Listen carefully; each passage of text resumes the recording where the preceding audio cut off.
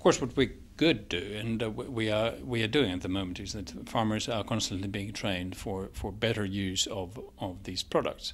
And I think this is one good example where all farm communities across Europe will commit themselves, because they realize that we have to struggle with two extremes. We have to, like I said, we have to make sure that we only use pesticides as much as is absolutely necessary. And at the same time, we have to follow the expectations of the society at large. And so I think all the farming communities across Europe acknowledge this fact, and I believe that we are all willing to work for the fact that we wouldn't use any more than it is absolutely necessary. And that, of course, that requires training.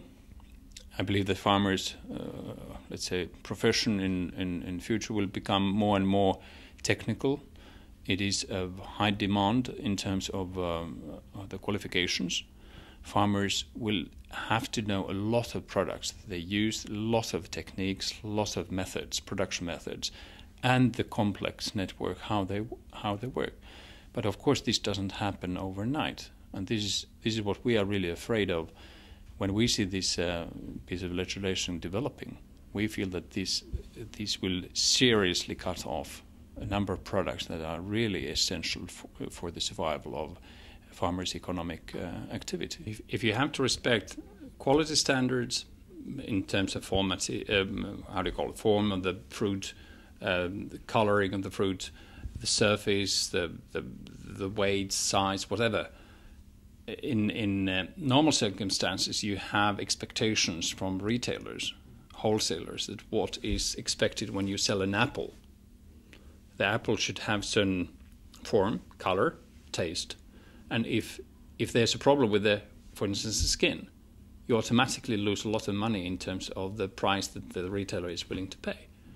And it is a simple question of use of products that alleviate the problem vis-a-vis the market returns. And if the market return is tenfold to the cost, of course the farmers are going to use that, especially if the product itself is safe. Of course, this is a priority, and this is the baseline always. But when we go to the supermarket, we expect that the apple looks like an apple. And if it has holes in it or the skin is not perfect, I would imagine that most of us will think twice. Not that I accuse of consumers for acting properly, but this is a reality that we all do.